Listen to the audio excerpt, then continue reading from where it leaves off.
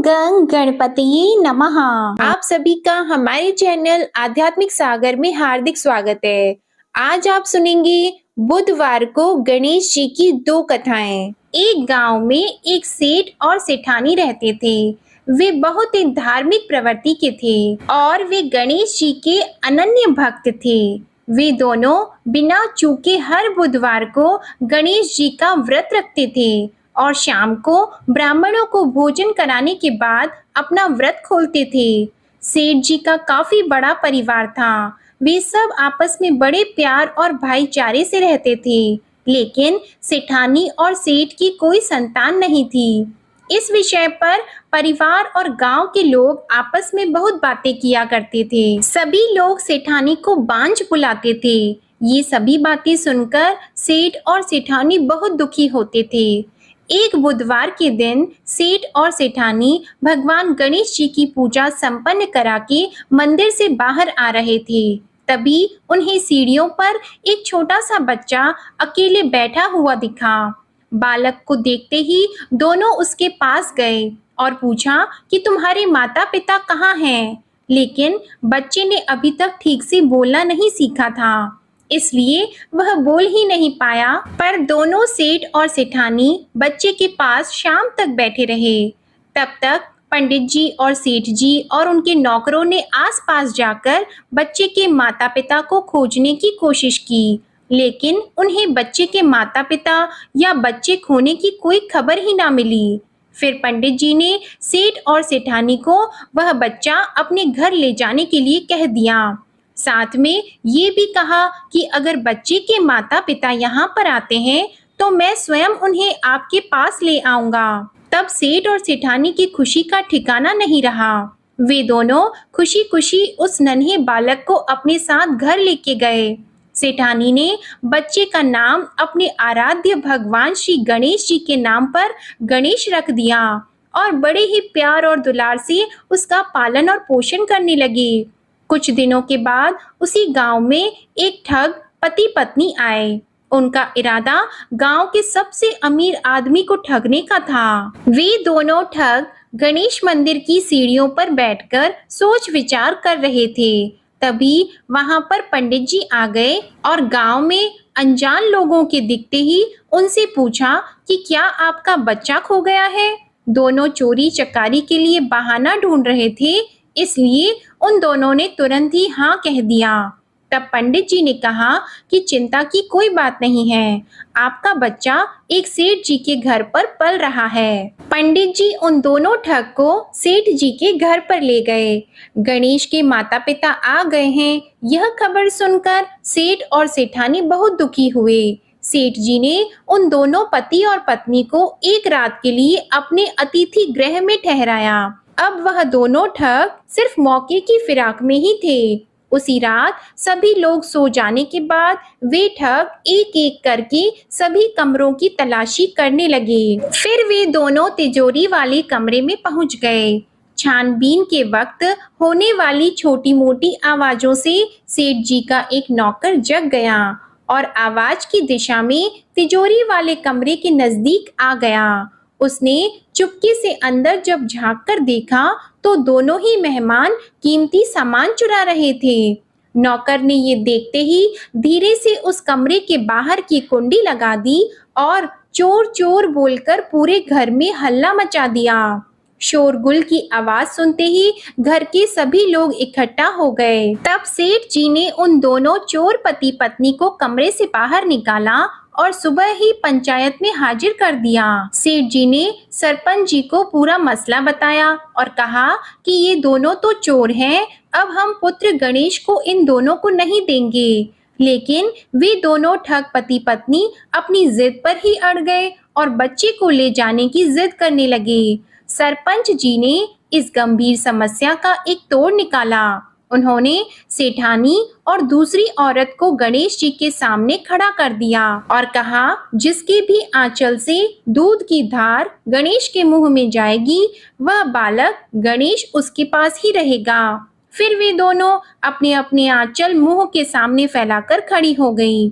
सेठानी जी मन ही मन भगवान गणेश के नाम का जप कर रही थी। देखते ही देखते गणेश भगवान की कृपा से सेठानी की आंचल से दूध की एक धार गणेश जी के मुंह में गिरी और इस तरह बालक गणेश सेठ और सेठानी के साथ हमेशा के लिए रहने लगा। बोलिए गणेश जी भगवान की जय। अब आप सुनिए भगवान गणेश की ये दूसरी कथा। बहुत समय पहले की बात है। एक दिन गणेश जी धरती पर सैर कर रहे थे। सैर करते करते वे एक अनाज के खेत में पहुंच गए और भूख लगने के कारण उन्होंने उस खेत में से अनाज के दाने तोड़कर खा लिए। वह खेत सेठ धनीराम जी का था।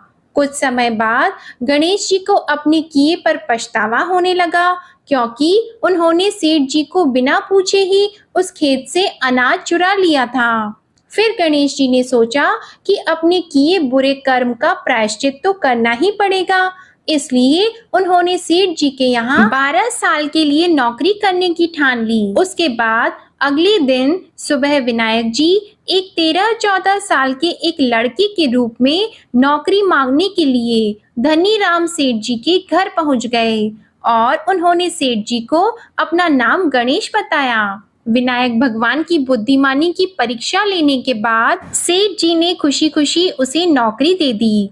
अब गणेश भगवान एक सामान्य मानव के रूप में सेठ जी के घर पर ही रहने लगे। एक दिन सेठ जी की पत्नी शाम के समय घर का काम खत्म करने के बाद राख से हाथ धोने जा रही थी। यह देखकर गणेश जी ने सेठानी जी के हाथ पकड़कर जबरदस्ती मिट्टी से हाथ धुलवा दिए। गणेश जी की इस हरकत से सेठानी जी बहुत गुस्सा हुई और उन्होंने सेठ जी के कमरे में जाकर गणेश की शिकायत कर दी। सेठानी की सब बातें सुनने के बाद सेठ धनीराम ने गणेश को बुलाया और इस हरकत का कारण पूछा। तब गणेश जी बोले कि सेठानी शाम के समय राख से हाथ धो रही थी और ऐसा करने से घर की लक्ष्मी नाराज होती है, इसलिए मैंने उनके हाथ मिट्टी से धुलवा दिए। इससे घर पर माता लक्ष्मी की कृपा बनी रहेगी। यह सब सुनकर सेठ जी ने सोचा कि गणेश जी की सोच तो बहुत अच्छी है। इसके कुछ दिनों के बाद कुंभ मेले का शुभ अवसर आया। तब सेठ जी ने गणेश को बुलाया और कहा कि सेठानी जी को कुंभ मेले में स्नान करा लाओ। तब सेठानी और गणेश स्नान के लिए मेले में पहुंचे। वहां पहुंचने के बाद सेठानी जी नदी के किनारे बैठकर नहाने लगी। उन्हें ऐसा करते देखकर गणेश दौड़कर आए और सेठानी जी के दोनों हाथ पकड़कर उन्हें नदी के अंदर लेकर गए। उनसे पानी में डुबकी लगवाई और फिर किनारे पर ले आए। अब गणेश की इस हरकत से तो सेठानी को बहुत गुस्सा आया। सेठानी जी घर आते आते पूरे रास्ते गणेश को ताने मारने लगी, लेकिन गणेश भगवान सब कुछ शांति से सुन रहे थे। घर आते ही सेठानी ने सेठ जी के पास फिर से खड़े होकर शिकायत की। तब सेठ जी ने फिर से गणेश को बुलाया और पूछा कि तुमने ऐसा क्यों किया। गणेश जी बोले, सेठ जी सेठानी जी नदी के किनारे बैठकर गंदे पानी से नहा रही थी, तो मैंने उन्हें नदी में ले जाकर साफ पानी में डुबकी लगवाई। ऐसा करने से उन्हें अगले जन्म में बहुत बड़ा राजपाट और वैभव मिलेगा। सेठ जी ने सोचा कि गणेश के विचार तो बहुत अच्छे हैं, मेरे परिवार का भला सोचता है। कुछ दिनों के बाद सेठ जी के घर पर पूजा थी। पंडित जी आने के बाद में सेठ जी ने गणेश से कहा, जाओ और सेठानी को बुलाकर लाओ। सेठ जी के आज्ञा के अनुसार गणेश जी सेठानी को बुलाने गए। उस वक्त सेठानी काली चुन्नी ओढ़कर कमरे से बाहर आ रही थी। वह देखते ही गणेश जी वह काली चुन्नी उतारकर फाड़ दिए और कहा कि पूजा के लिए लाल रंग की चुन्नी ओढ़कर आओ। अब सेठानी जी गणेश जी पर बहुत नाराज हुई और उन पर चिल्लाने लगी। इस आवाज को सुनकर सेठ जी वहां पर भागते हुए आए और पूछा कि क्या हुआ। तब सेठानी ने बोला कि गणेश ने मेरी चुन्नी फाड़ दी। फिर सेठ जी ने भी गणेश को बहुत डांटा। जवाब में गणेश जी ने कहा कि सेठ जी पूजा में कभी भी काला वस्त्र नहीं पहनते, इससे शुभ काम सफल नहीं होते, इसलिए मैंने ऐसा किया। सेठ जी ने सोचा कि गणेश तो बहुत समझदार है। इसी तरह लीला रचाते हुए उसी घर में गणेश जी के 12 साल बीत गए। फिर एक दिन सेठ जी ने नया कारोबार शुरू करने से पहले घर में पूजा रखी थी। पूजा करते करते सेठ जी को याद आया कि पूजा की सामग्री में गणेश भगवान की मूर्ति तो है ही नहीं। तब उन्होंने अपने नौकर गणेश को पूजा घर से भगवान विनायक जी की मूर्ति लाने के लिए कहा। तब गणेश बोला कि मुझे ही मूर्ति समझकर आप पूजा में विराजमान कीजिए, आपके सारे शुभ काम सफल हो जाएंगे। इस बात को सुनकर सेठ जी को गुस्सा आया और वे बोले, गणेश, तुम अब तक सेठानी से मजाक करते थे, अब मुझसे भी करने लगे हो। तब उत्तर में गणेश जी ने मुस्कुराते हुए सेठ जी से कहा कि मैं मजाक नहीं कर रहा, मैं सत्य कह रहा हूँ। इतना कहने के बाद नौकर गणेश ने अपना असली भगवान स्वरूप धारण कर लिया। साक्षात भगवान श्री गणेश को सामने देखते ही सेठ और सेठानी उनके चरणों में लीन हो गए और उन्होंने अपनी पूजा संपन्न की। इसके बाद गणेश जी देखते ही देखते अंतर ध्यान हो गए। बाद में सेठ और सेठानी को बहुत पछतावा होने लगा कि स्वयं भगवान हमारे घर नौकरी कर रहे थे और हमने उनके साथ कितना बुरा व्यवहार किया, उनसे बहुत सारा काम कराया।